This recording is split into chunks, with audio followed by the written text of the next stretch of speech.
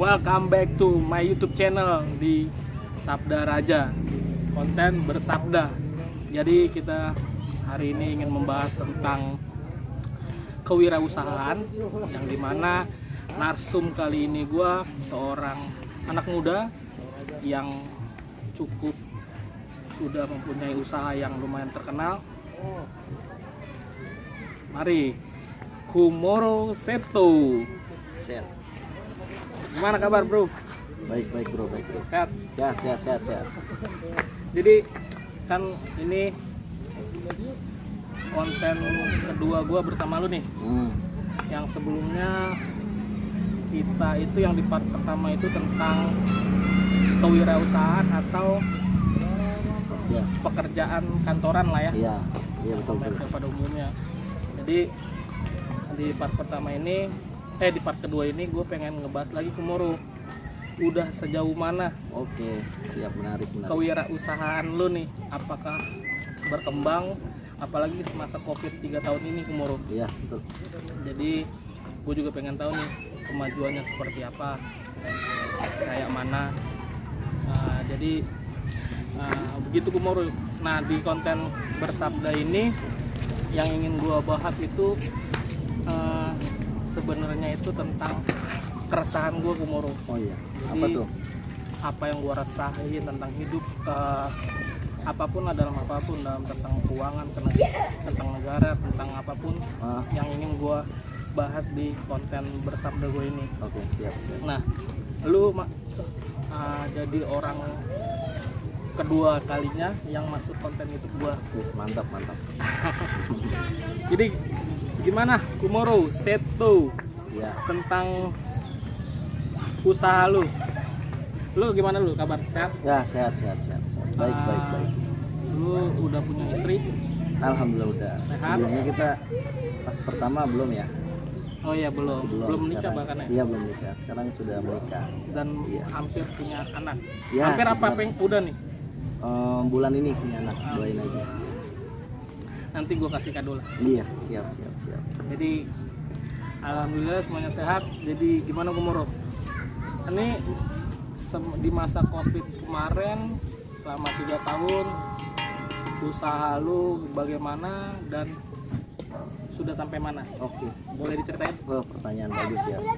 Pertanyaannya usahanya bagaimana dan udah sampai mana? Kalau bagaimana sih, alhamdulillah ya, selama Covid sih nggak terlalu ada penurunan yang drastis. Justru selama Covid itu kita sering mengikut promo yang disediakan oleh baik Gojek, Shopee, Traveloka atau Grab. Jadi kita kan usahanya kan berbasis online.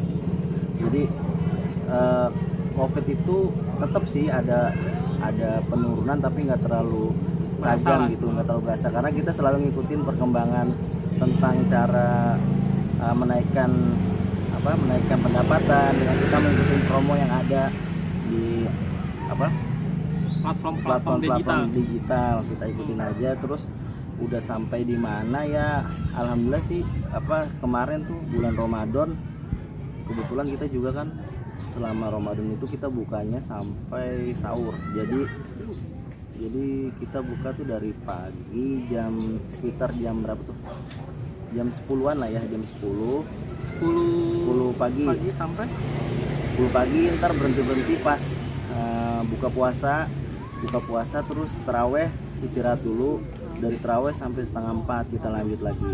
Jadi sampai jauh di mana, sampai ya kita sih walaupun kita belum punya cabang, cuman kalau dari segi pendapatan ya lebih meningkat lah, khususnya di bulan Ramadan kemarin. Jadi ya sudah sejauh mana ya, udah mantep deh pokoknya dah, udah ketahuan hasilnya gitu.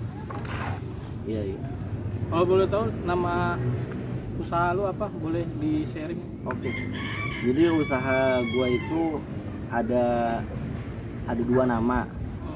Pertama ayam bakar Paparno sama somai Ajalah. Tapi ada tuh saya nambahin satu lagi namanya ayam penyet 88, tapi itu khusus di Shopee.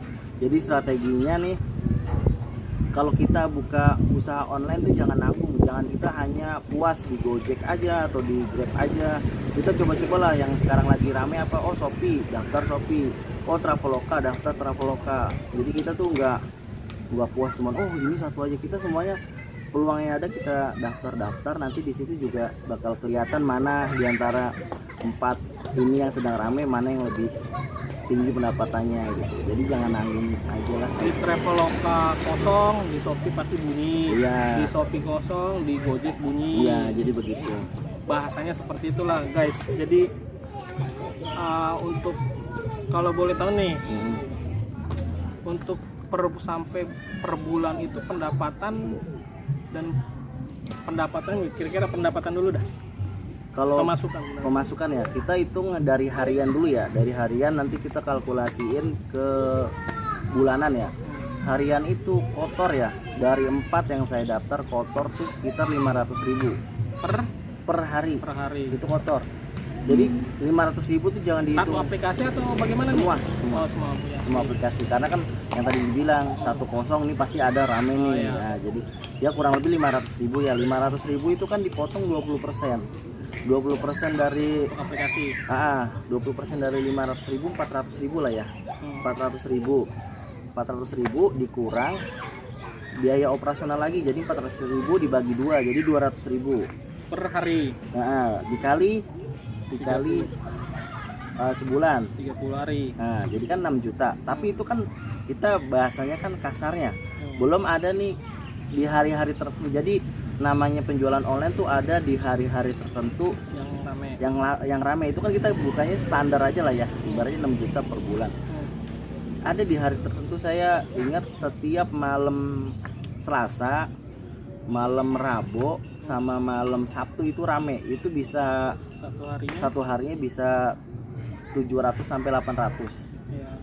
Jadi ya 3 hari itu tuh rame. Jadi tinggal ditambahin aja gitu, ditambahin dari 6 juta ya. Kalau bersihnya ya dihitung itu bisa 8.000 lah, 8 juta kalau sebulan. Kalau dihitung-hitung sama hari-hari yang rame tadi ya. Jadi gini Gomro. Jadi gua di part pertama kan kemarin kita mana nih yang lebih menarik yang harus kita kasih sharing ke anak muda bekerja di kantoran atau usaha nih. Nah, jadi yang seperti kemarin gue bilang, gue kan sebenarnya masih janggal nih Gomro. Ya. Sama yang tadi kan lu udah ngomong tentang pendapatan lu nih sebulan. Iya. Nah, gue masih ada keresahan gue tentang pendapatan per bulan. Misalnya nih, gue ingin kembali ke part ke sebelumnya nih. Coba kita hitung-hitung rinci-rinci lagi. Boleh. Jadi misalnya nih, kita katakanlah kita kerja di kantoran itu dengan gaji UMR lah ya. UMR 4,6 Iya. minimnya. Nah, 4,6 kita keluarkan lagi, kita kurangkan lagi misalnya biaya bensin dia selama sebulan. 25 hari kerja lah, 25 hari. Itu 20.000, kita buat 20.000. 20.000 kali 30 kali 25 2.500. 500. Dari 4.600 tinggal 4.100. 4.100. Belum makan siangnya dia. Ya, makan siangnya itu seharinya berapa coba? 20.000 Ya, coba. Kita buat 20.000 ya. 20.000. 20.000 kali 20 sama. Iya. Kita buatlah sama 500 lah ya. Iya. Kita buat sama ya. Jadi total 1 juta sebulan. 4.600.000 dikurang 1 juta. 36. 36. Belum rokok. Kalau laki-laki yang perokok. Itu kan hitungannya tadi kan 20.000 kali itu kan 500, itu baru 1 kali makan. Itu kan misalnya pagi doang tuh. Itu kan udah dikali udah siang. Ya enggak lah, misalnya 20.000 pagi, siang 20.000. Oh, ini anak kosan, anak kosan. Ini yang mau bilang anak kosan atau anak orang yang udah masih ada orang tuanya nih? Yang anak ngekos coba. Anak kosan yang mau nggak mau kan itu pasti pagi harus makan, ya, siang harus makan, malam sore harus makan, beda tuh. Ya. Kita buat 60.000 lah, 60.000. 60.000 kali 60.000 kali 30. Iya, sebulan 1.800.000. Gaji dia cuman 4,6. Terus apa lagi lanjut? Ya mati di tengah jalan. Ya mana mungkin cukup. Iya makanya kalau Nah kita sekarang gini, oke. ya Nah ini kan dia, oke lah dia, ini ada anak muda yang kantoran, tapi nggak punya modal nih untuk mau berwirausaha atau punya usaha. Sementara gaji yang kita tadi hitung-hitung belum cukup nih. Itu bagaimana? Ya kasarnya anak kos-kosan yang dengan gaji UMR ya hidupnya cukup-cukup gitulah bahasanya. Mau berwirausaha tidak bisa, peluang tidak ada, uang nggak ada, uang tidak ada, makan cacing. makan Jadi ikan kali ya. jadi bagaimana menurut lu Kumoro nih? Oh jadi buat anak muda yang intinya minim untuk membuka usaha, dalam arti modalnya terbatas karena emang yang didapat juga dari kerja juga terbatas, kepotong biaya makan, biaya bensin, kosan, rokok dan lain-lain. Jadi intinya gini loh, kita sebagai ngomong-ngomong berat badan lu nambah nih Kumoro. nambah gemuk tapi pakai baju hitam nggak kelihatan ya. 50 kilo. Gimana? Jadi buat anak muda gitu, teman-teman semua ya yang pengen mencoba berwirausaha karena adanya keterbatasan, jangan jadi alasan untuk tidak mencoba untuk berwirausaha. Kenapa? Jadi gini, kalau orang wirausaha kan konsekuensinya ada dua, bisa gagal, bisa berhasil. Tapi kalau orang yang tidak memulai berwirausaha, konsekuensinya cuma satu, ya udah gagal karena dia nggak pernah mencoba. Terus gimana tipsnya atau triknya biar dia punya modal buat mulai berwirausaha? Tipsnya gampang. Dengan satu, pertama punya niat dulu, niat untuk pengen apa ya? Kan jadi kan intinya kan kita ingin berubah. Yang bisa merubah diri kita ya diri kita. Kita punya keinginan dulu nih, gue pengen buka wirausaha. Ya paling nggak kita punya istilahnya tabungan nih. Kita nabung nih. Kita nabung gak usah banyak-banyak lah, sehari 10.000 lah atau 20.000 lah. Nabung sehari 20.000, sebulan udah 600.000. 600.000. Ya paling nggak 600.000 tuh untuk modal awal bisa lah. Kenapa saya bilang bisa? Saya juga ngerasain. Bisanya karena pertama nih, lu ada orang tua. Ya. Jadi keuangannya masih ada yang backup lah ya. Tapi kan sekarang kan posisinya juga kan sekarang gini. Kemarin belum nikah, terus masih ada tanggungan orang tua lah. Kita bebas dari makan paling kalau di luar doang kita jajan, tapi kalau di rumah kan nggak jajan. Tapi sekarang kan posisinya udah berkeluarga, logikanya ya. Kalau saya misalnya cuman ngandelin gaji doang, terus saya nggak berwirausaha, sementara gaji kita kan kadang-kadang suka telat ya, bahkan gaji itu suka telat ya. Iya, pokoknya gaji kerja kadang suka telat ya kan. Ya kalau kita cuma ngandelin doang, terus kita bisa bocos gitu. Kalau kita punya berwirausaha, seenggaknya kita pedenya kenapa? Taruhlah gaji yang kita punya nih, yang kita kerja.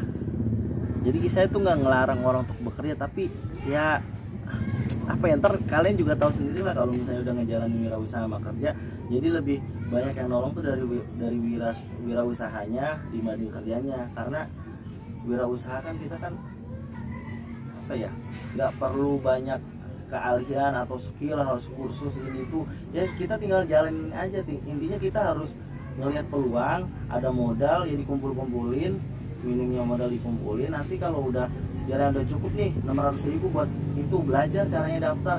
Lihat aja tutorial di YouTube, cara daftar ShopeeFood, cara daftar GoFood, cara daftar GrabFood, cara daftar Traveloka Eat. Cari-cari dulu, paling nggak minimal yang saya bilang tadi, minimal teman-teman itu udah download dulu dah aplikasinya, udah restonya udah terdaftar. Nih saya kasih tip lagi ya, kalau mau daftar itu harus dipersiapkan dulu teman-teman yang mau daftar nih, berwirausaha, mau jualan online. Paling nggak satu, cetak banner dulu, tentuin dulu nama restonya apa. Misalnya restonya Bang Sabda nih, misalnya resto nasi uduk Bang Sabda, ya udah dinamain aja dulu. Cetak banner ukuran kecil aja, itu buat formalitas, foto banner, terus foto dapur, terus menu-menunya diketik aja. Terus kalau nggak ada nih, misalnya kalian belum secara langsung belum bikin gitu, oh nasi uduk kayak gimana, ambil aja dulu di Google. Itu karena formalitas. Begitu nanti kita udah ada modal dan ada apa, baru kita foto yang real yang kita jual, begitu kira-kira. Kemajuan digital juga harus kita ikuti lah Pak. Ya. Jadi kalau misal kayak kata kayak gue kalau kata siapa sih namanya Ernesto C. Iya. Dia bilang anak muda ini bisa jadi budak perusahaan yang baik atau dia mau bisa mandiri, dia bisa berwirausaha. Tadi gue lupa bukunya, dia bilang gitu. Nah sekarang kalau kita jadi budak perusahaan, kalau menurut gue dia nggak ada energi yang dikeluarkan, paham nggak? Ya dia di depan komputer gitu. Kalau kita berwirausaha, effort lebihnya ada, mau masak, ngulek cabe, Iya betul. belanja. Jadi ada lebih ke tanggung jawab, karena kan yang nentuin masa depan kita ya kita sendiri ya. Kita mau jualan mau nggak terserah kita kan, kita mau masak mau nggak terserah kita. Jadi lebih ke punya perusahaan, walaupun masih kecil ya, kayak lebih ke tanggung jawab punya perusahaan, punya resto sendiri. Walaupun kita belum punya resto secara formal ya, bentuk kayak ruko atau warung, enggak, tetap di dalam rumah juga bisa kok, anak kos-kosan bisa. Cuman intinya satu nih ya, kalau kita kerja di perusahaan, kita nggak akan lebih kaya dari bos kita itu. Tapi sih ya, kalau menurut gua alangkah lebih baiknya sambil kerja di kantoran dan sambil Berwirausaha. Jadi ada pemasukan lebih. Ya. Kalau bahasa anak sekarang bukan hanya dari satu lubang saja yang kita bisa dapat. Iya Gitu. betul. Nah kayak misalnya lu juga ada Ya. kerjaan yang utama juga kan. Ya. Dan nah kan itu bisa, apalagi lu udah nikah nih, bisa menutupi dapur. Ya. Nah sekarang yang gue tanya nih, apa aja yang udah lu punya nih dari berwirausaha? Waduh, pertanyaannya. Gue juga kan merasa apa sih yang udah lu punya nih dari berwirausaha? Ini pertanyaan yang tergantung sudut pandangnya ya. Kalau ini saya jawab, kalau orang punya sudut pandang Paling yang ujung-ujungnya gue bilang lu ya. kalau sudut pandang itu, wah ini pamer, ini ria, ini. Tapi ini buat motivasi aja ya. Motivasi jawabannya nggak ada unsur buat pengen dielu-elukan atau pengen, wih keren lu, enggak, buat motivasi. Ya selama saya menjalani wirausaha yang udah didapatkan ya, ini saya udah sering banyak nih sama Bang Sabda kan sebelum saya nikah, ya sebelum buka usaha lah ya, sebelum buka usaha, terus sharing setelah mulai usaha apa yang didapat ya segala macam tuh, terus kita apa? Iya tuh poin apa yang udah lu punya, jangan lu Panjang lebar ya. iya apa Yang dari punya ya helikopter kah? enggak lah. Paling enggak ya alhamdulillah, paling enggak sekarang udah bisa tinggal di rumah yang walaupun kecil tapi alhamdulillah bisa tinggal di rumah dan tidak ngontrak gitulah. Terus alhamdulillah juga udah Tidur nih gue kumur. udah ada perlengkapan rumah tangga lah dan dibeli sendiri gitu dari hasil wirausaha, entah itu beli freezer, entah itu beli apa namanya kulkas, AC segala macam, pokoknya perlengkapan rumah tangga ya alhamdulillah bisa kebeli lah dengan wirausaha ini. Enggak, lu mau dipandang rendah hati atau gimana sih? Kayaknya jawaban lu belum sesuai dengan apa yang gue inginin. Ya misalnya rumah 100 meter, 1 hektar gitu. atau mobil atau gunung yang di Semeru sana. Ya alhamdulillah udah bisa beli rumah, udah gitu aja ya, udah bisa beli rumah, udah bisa beli perlengkapan rumahnya lah, ya tadi perabotan rumah tangganya udah bisa. Ya untuk sementara sih baru itu aja, yang penting sih untuk tinggal di Jakarta alhamdulillah nggak ngontrak gitu aja sih. Nah, guys, lihat menurut gue terlalu dia dipandang rendah hati. Gue nggak suka sama orang-orang yang kayak gini. Jadi kalau boleh tahu nih, di semua platform digital rumah makan lu Iya. ratingnya berapa? Atau dari satu ini dulu Satu ya, ratingnya sih kalau untuk Shopee, sebut namanya Iya. rumah makan apa, rating Iya. di Shopee di Shopee ya, di Shopee ayam bakar Pak Parno itu ratingnya 4,7 di Shopee, cukup lah ya. Kalau Somai Ajalah itu saya terakhir lihat 4,5 Somai Ajalah di Shopee. banyak yang komplain. Ya 4,5. Pokoknya rating saya bisa dilihat ya, bisa dicek sendiri di Shopee, di Grab, Gojek Traveloka tuh 4 koma lah, 4 koma berapa, ada yang 4,3, ada pokoknya paling tinggi 4,7, 4,8, paling rendah 4,3, 4,4 lah. Tapi secara keseluruhan yang beli udah banyak, bisa dilihat lah komen-komentarnya gitu, bisa dicek sendiri aja. Tapi menurut gue lu belum jadi orang yang berguna, Bro. Iya, gimana gitu. Sama, kenapa gue belum bisa bilang lu belum berguna?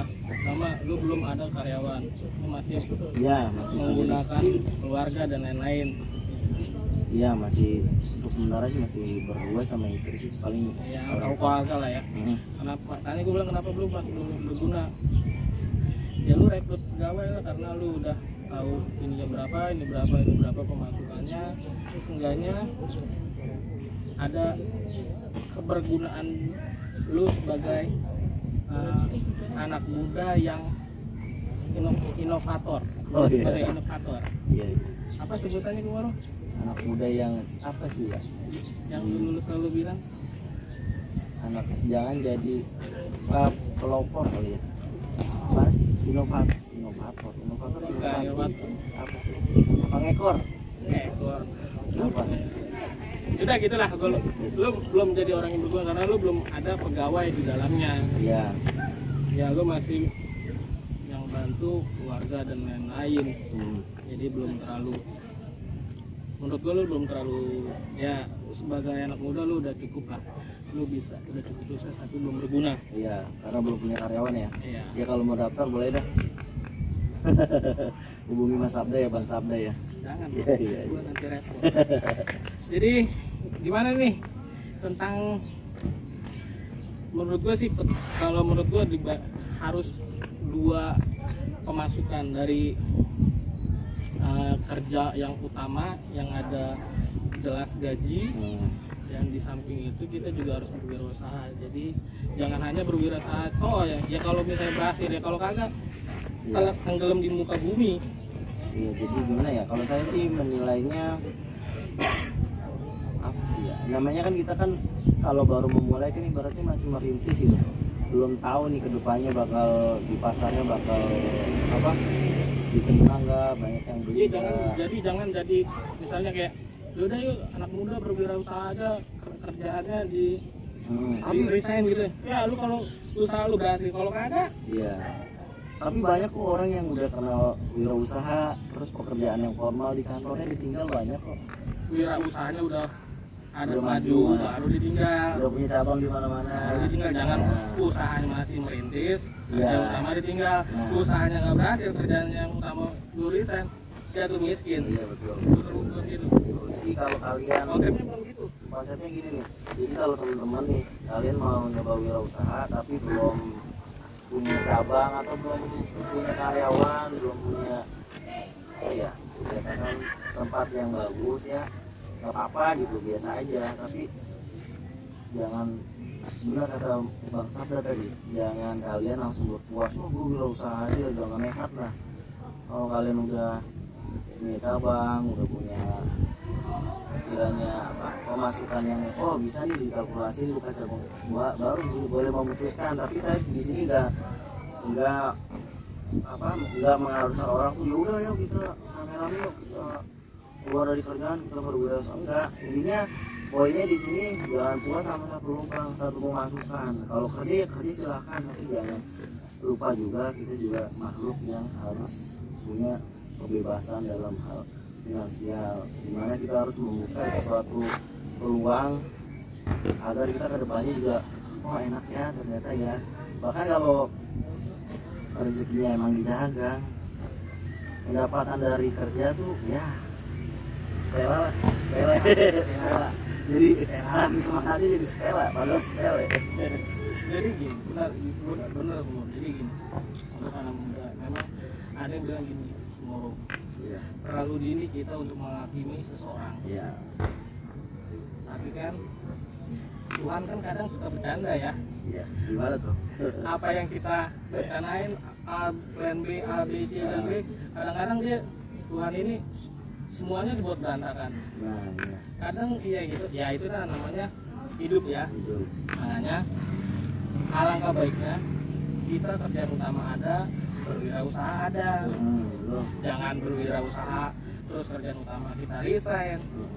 Ya kalau wirausaha maju ya kalau kagak Betul. hidup di gembel Jadi di Jakarta. ini jangan nekat aja, nekat baru merintis langsung keluar. Saya juga kalau untuk saat ini kayak langsung keluar gitu kayaknya gimana gitu. Benar juga harus berguna dulu. Kita udah berguna buat sekitar, buat orang lain, bisa ngasih mata pencarian dia, bisa nambah-nambah penghasilan orang. Cabang di mana-mana boleh, silakan tentukan nasib. Tapi kalau untuk memulai ya jalin aja. Nanti juga ada jalannya. Saya juga niatnya doain aja untuk bulan depan niatnya pengen buka cabang, yang mana nanti cabang ini dikelola oleh adalah saudara. Nggak ada saudara yang minta, jadi mas buka cabang mas, ntar saya yang ngelola. Oke, bahan-bahannya dari saya, ntar saya tinggal suka jadian. Jadi ntar tungguin aja, ntar di nasi jadi di ayam bakar sama somai aja lah, nanti ada cabangnya. Coming soon, tunggu aja. Maksudnya ada restonya, Ada restonya, ada wujudnya. Jadi saudara punya tempat, tapi dia masih nol dalam hal pengetahuan tentang online, pemasaran, terus belum pernah masak kayak gini, gimana caranya. Jadi saya nyuplai, dia tinggal jualin, ntarnya tinggal di aplikasi, tinggal tulis buka cabang baru. Nah, palingnya kan nambah penghasilan lagi dong. Gitu. Terus sama juga kita kalau udah berwirausaha dan ini juga kerja kantoran, jangan boros, jangan gaya hidup kan misalnya kita kayak beli handphone lah ya. Iya. Handphone tuh semua jenis dan merek keluaran terbaru semua. Apa iya kita mau ikutin itu semua? Iya. Jadi kalau Misalnya kayak ada nih seseorang iya seseorang sebut saja mawar lah ya. nawar kayak di Montelonde, sebut aja Mr. X X lah ya. Dia ada kerjaan utama ada. dan dia juga ada berwirausaha. Berwirausahanya ini Ya jalan ya, udah selesai. Bangkrut apa? ya hampir-hampir lah bang. Bangkrut. Nah, sementara kerjaan utamanya ini ada, berwirausahanya kolaps lah ya. Iya. Itu dia mengikuti tekanan gaya hidup, Nah, yang mana dia udah langsung ngambil perumahan di iya. Bintaro, di Serpong, terus dia langsung tiba-tiba beli mobil. Padahal belum stabil ya. Sementara keuangan masih belum stabil. Benar. Kita harus pengeluaran pendapatan dan pengeluaran harus berbanding lurus. Harus imbang. Ya harus berbanding lurus. Pendapatannya misalnya per juta, ya pengeluaran kalau bisa 3 juta. Iya, jangan pengeluarannya 5 juta. Ya, Yang ada berutang ya. ada utang sana sini. Iya. Yang ada utang sana sini, usahanya kolaps, tinggal gaji utama. Iya, akhirnya dia nyusahin diri sendiri. Jadi intinya gini loh, benar sih ya, semakin besar pendapatan seseorang, semakin tinggi juga pengeluaran yang dia keluarkan per bulannya. Jadi buat teman-teman juga di sini juga kita bisa ambil pelajaran lah. Kalau di mana kita jangan mengikuti ego, mengikuti gaya hidup. Jangan kayak kesannya kayak wah temen gue punya ini, temen gue naik ini, gue juga harus beli. Tapi nggak diperhitungkan pendapatan kita. Terus kita juga belum punya belum punya pendapatan pasif income, terus belum punya cabang di mana-mana, baru ngandelin satu. Ya benar juga kalau kita ngandelin satu terus belum punya cabang, tiba-tiba kolaps, terus gaya hidup kita glamor kayak anak Jaksel ya, susah. Jaksel bos. Susah, jangan ngikutin orang-orang kayak gitu. Kita sadar diri aja kalau Atau mungkin juga dia kurang memberi Mo. oh iya. Harusnya kita semakin tinggi pendapatan kita, jangan turunkan. Gimana Jadi ketika kita sukses, Ya, ketika Tuhan sudah menaikkan standar rezekimu, ya. jangan naikkan standar gaya hidupmu, tapi naikkan standar memberimu. Oke. Kadang kan Tuhan gitu ya, kita sih memang ya kita percaya sama Tuhan ya, Iya, betul. dan Tuhan juga kadang suka bercanda ya, mungkin kita saat ini hidup cukup ini dan lain-lain sampai lupa kita memberi, ya Tuhan langsung ya gue mainin juga loh, Iya, iya. diputerin balik gaya ini nih hidup lu. Akhirnya apa, orang seseorang itu Akhirnya ya pusing sendiri. jadi gitu. Jangan lupa lah standar memberinya tuh Tuhan udah ngasih nih standar rezeki lu nih ya, jangan lupa standar memberi lu tingkatin. Jangan naikin standar buat lu gaya hidupnya. Iya, jangan gitu, Dan banyak gengsi lo. gengsi lu emang lu hidup di Jaksel bos. Masa gengsi lu, Iya. ntar lu nyesel sendiri. Iya Sekarang udah nyesel kan gak enak. itu dia. Oh iya, oke. Kan dia nyesel karena gaya hidupnya dia. Oh, iya. Nyesel, oh kenapa gua dulu gak hemat gitu. Kenapa gua sekarang jadi ngikutin pola hidup yang kayak gini, ada apa nih? Iya, pagi makan di luar, siang makan di luar, malam makan di luar. Kapan masaknya? Kapan masaknya bos? Kapan lu nabungnya? Kapan lu kaya? Kapan mau kaya? Jadi gitu menurut Iya, kita boleh sebut seseorang itu? jangan. Nah, Rahasia aja. kira boleh. Jadi apa nih tips atau pesan-pesan yang ingin lu sampaikan ke di konten gue ini untuk anak muda, di konten bersabda ini Ya, pesan-pesan sebagai dia. anak muda yang ingin survive di Iya. masa-masa sulit sekarang. Jadi saya mengutip kata-katanya Pak Tung di Semua Ringin, tau kan dia motivator di Indonesia. Jadi kalau buat anak muda itu diusahakan ya. Jadi kita itu di masa muda itu kita menunda kesenangan kita. Oke, kita senang nih pengen punya ini, kita tunda dulu kesenangan kita. Jadi kita ibaratnya di sini kita bisa dikatakan wirausaha itu kayak investasi kita, investasi untuk masa tua, investasi jangka panjang. Kita menunda kesenangan kita, jangan ikutin gengsi, gaya hidup, oh malu, jualan malu, nggak ada modal, segala macam. Kita nggak usah ngikutin kayak gitu. Kita lebih baik pakai prinsip apa? Pakai prinsip nggak usah kebanyakan apa ya, kebanyakan gaya. Kita membeli dari kecil, sedikit lama-lama jadi kecil. Jangan ngikutin orang punya apalagi kita berusaha payah di masa muda, nanti tuanya enak, kita punya investasi banyak, punya rumah, punya kendaraan, punya apa. Jadi ya sebenarnya itu aja lah, kita masih muda menunda kesenangan, mikirin masa depan, jangan ikutin gaya hidup apalagi ego yang kebanyakan gaya udah. Tapi gue juga ada setuju ada enggak yang lu bilang kita sebagai anak muda menunda Senangan. kesenangan. Tapi karena hanya ada beberapa orang yang kayak seseorang itu Ada. kesenangannya dipolit terus nih masih muda nih. Oh iya. Terus udah Bocoran ya? iya kesenangan terus pas udah kesenangannya udah berasa lah keuangan gue nggak ada nih, kesenangannya bablas. Itu yang salah. Nah iya gue juga agak setuju. Tapi yang gue pengen poinnya sih boleh anak muda kesenangannya itu dicapai, Boleh. tapi harus ada kontrol. Kontrolnya misalnya gue kontrolnya tuh bahasanya gue pendapatan gue misalnya 7 juta untuk bulan ini, ya berarti gue untuk bersenang-senangnya 3 juta, 1 juta buat nabung, 3 jutanya lagi untuk gue ini ya untuk biaya sehari-hari.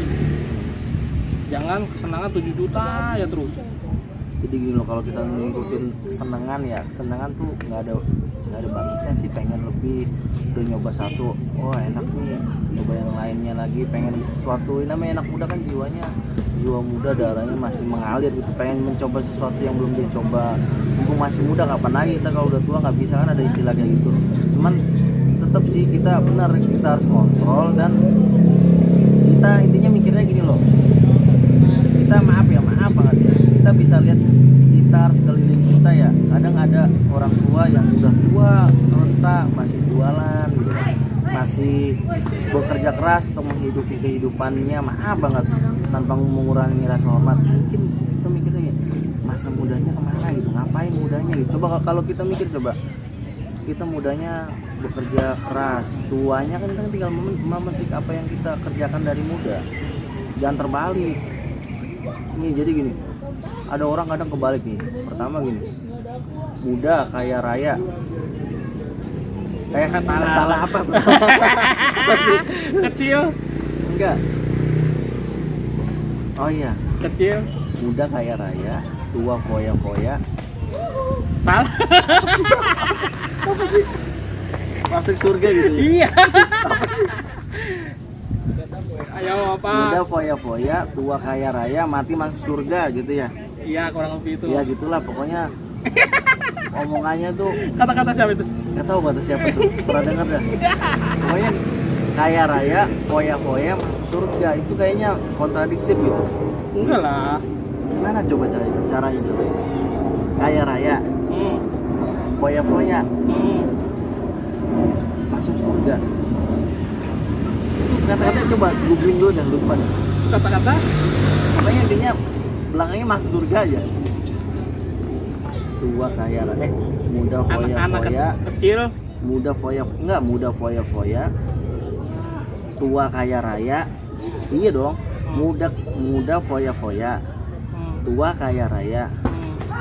mati masuk surga. Coba kalau kita urutin, muda, masa mudanya aja dia udah foya-foya, gimana tuanya bisa kaya raya? Jadi kontradiktif, terus matinya masuk surga. Orang yang boros itu kan perbuatan setan suka menghambur-hamburkan uang, menghambur-hamburkan makanan. Gimana cara dia bisa masuk surga dengan gaya hidup yang berfoya-foya? Kecuali dia berfoya-foyanya dalam hal kebaikan, berfoya-foya dalam beramal, dalam bersedekah, gitu kan? Tapi lu Bukan gua begitu, coba. kayak kata-kata gua gemuruh. Nggak tahu dah, pokoknya gitu dah. Muda foya-foya, muda, terus Kecil. enggak kecil, muda, tua, mati. Iya dong. Kecil disuka, muda terkenal, tua kaya raya, mati masuk surga. Kecil dikenal. Iya coba. Kecil disuka, Nah, muda terkenal, tua kaya raya, mati masuk surga. kalau itu masih nyambung. Itu masih nyambung. Kalau yang tadi saya bilang nggak nyambung. Kecil dikenal, oke dia terkenal. Terus habis kecil, Muda. mudanya kaya raya. Terkenal. Kecilnya disuka, kecil banyak orang yang suka. Terus mudanya dia terkenal, dia terkenal. Tuanya kaya, bisa itu Mati masih masuk surga. itu masih nyambung lah. Ya, contoh kalangan artis ya, sebut aja Rafathar lah ya, kecilnya disuka, terus dia muda dikenal orang. Ya karena dia kan memang ada Artis. privilege dari orang tuanya, Iya, betul. yang Tapi nasibnya lah. nah, nasibnya bagus karena keturunan lah ya. Tapi kalau tadi muda udah foya-foya, terus kayanya mau udah kaya raya, terus tua muda foya-foya, mudanya dulu titiknya di muda dia udah berfoya-foya nih, terus mengharap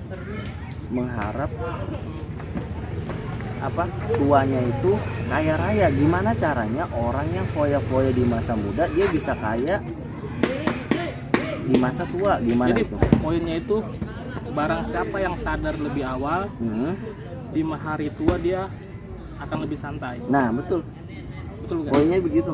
Jadi di masa mudanya dia gue sadar nih, gue harus nabung, gue harus ini. Investasi, Nanti ya. di masa tuanya dia bisa santai-santai. Poinnya itu. Jangan dibalik ya. Iya poinnya itu, jangan dibalik. Masa tua. Sekarang kita bersantai-santai, ya kan, kita santai-santai. Terus Masih muda santai-santai. muda santai-santai, itu tuanya dia malah sebaliknya merasakan. Kelimpungan. Iya, Kelimpungan. harusnya masih muda tuh nggak apa-apa lah, kerja keras, capek, ya wajar lah, masih anak muda gitu. Tuanya tinggal metik, jangan kita udah tua, bahasa kasar tadi maaf banget. Bekerja keras, mudanya kemana gitu. Nah, gue kemarin ada sedikit inian, jadi ada kutipan gini umur. Iya gimana? Ada yang pernah bilang, ini beda konteks ya. Iya. Ada yang bilang, jangan salahkan dirimu jika engkau terlahir jadi orang miskin. Ya. Tapi sesalkan dirimu juga sampai mati engkau jadi orang miskin. Nah, Poinnya dapat gak? poinnya dapat. Jadi misalnya kita dikasih umur nih sama Tuhan nih, Hmm. kita produktif bisa mencari uang sampai umur dari 17 tahun lah ya, 17. katakanlah 17 tahun. Dari 17 tahun sampai ke 40-an lah. 40 ya. Ya, Masa kita nggak bisa kayak kayak iyalah. Jangan salahkan Tuhan, apa kok Tuhan disalahkan, kok kita nggak kaya, usahamu yang kurang keras. Nah, gue kemarin bukan diskusi lama sama bos lo no yang di kebun jeruk. Oh iya, gimana dia Dia bilang Suruh, dia suruh. dia nggak balikin gue terus. Gue bilang berarti bang bos lo ini Iya. poinnya titik poinnya nggak dapet. Ah, Kan lu aja langsung dapet kan. dapat. Jadi poinnya itu jangan sesalkan jika engkau terlahir jadi orang miskin, Mm-mm. tapi salahkan dirimu jika sampai mati engkau jadi orang miskin. Nah, poinnya dapat. Kita dikasih umur sama Tuhan misalnya 50-60 tahun. Mm-mm. Lah masa iya kita masih sampai masih miskin, berarti kita yang Iya, salah. artinya kitanya nggak mau berusaha. Sekarang gini ya, kita kan nggak tahu nih ya, kita dilahirkan oleh Tuhan dari background keluarga kaya atau keluarga miskin, ya kan? Kita nggak tahu nih.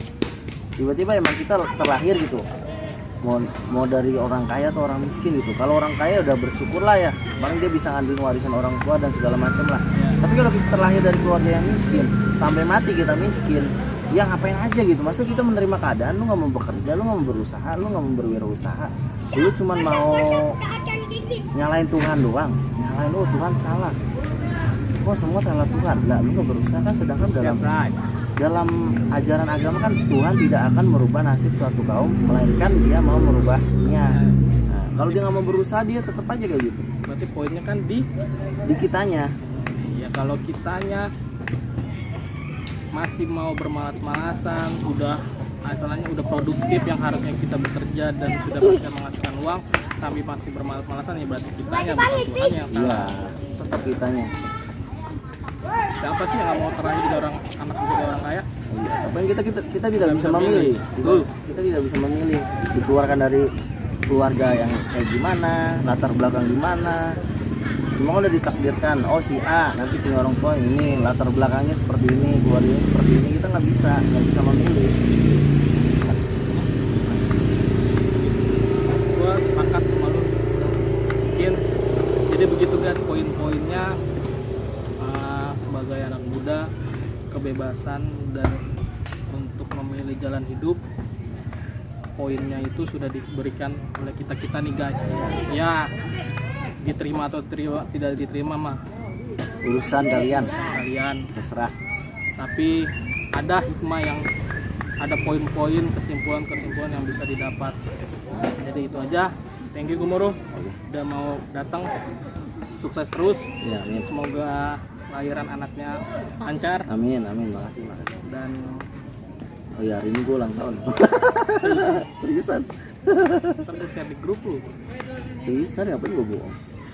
Ya udah lanjut. Oh, iya. Oh, ya, enggak. Itu dikat aja. Ya dan thank you Gumoro. Iya, Sehat terus. Oke, Makasih. mantap. Oke, Dadah. See you.